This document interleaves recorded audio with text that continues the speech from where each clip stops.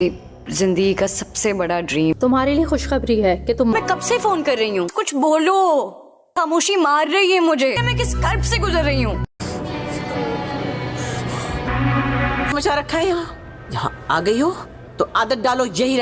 ड्रामे के अगले एपिसोड में आप देखेंगे कि मुस्तफ़ा काफ़ी ज़्यादा अपसेट होता है और वो कहता है कि मुझे मेरे घर वालों ने एहसास दिलाया है कि ज़िंदगी में पैसा कितनी ज़्यादा ज़रूरी है। मेरे पास तो कुछ भी नहीं था, ना ही मैं तुम्हारी खुशियों को पूरा कर सकता था और ना ही तुम्हारी ख्वाहिशात को। सरजीना कहती है मुस्तफ़ा तुम किस तरह की बातें कर रहे हो, मैं तुम्हें पहले भी समझा चुकी हूँ और अब भी समझा रही हूँ। हमारी लाइफ कितनी अच्छी गुजर रही है, हमारे आपस में कितनी ज़्यादा अंडरस्टैंडिंग है।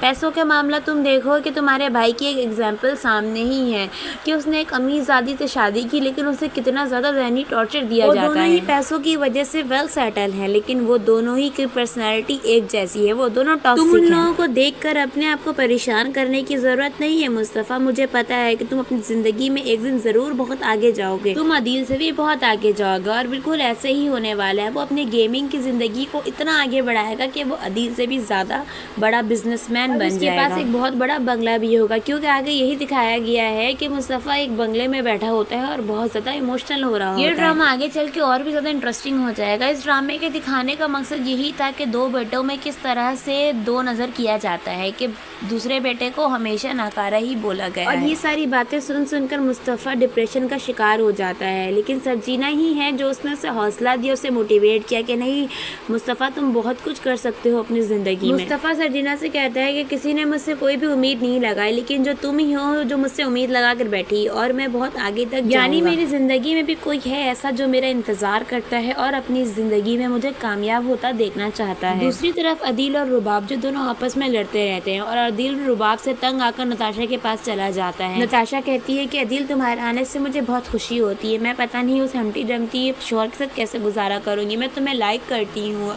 अदील।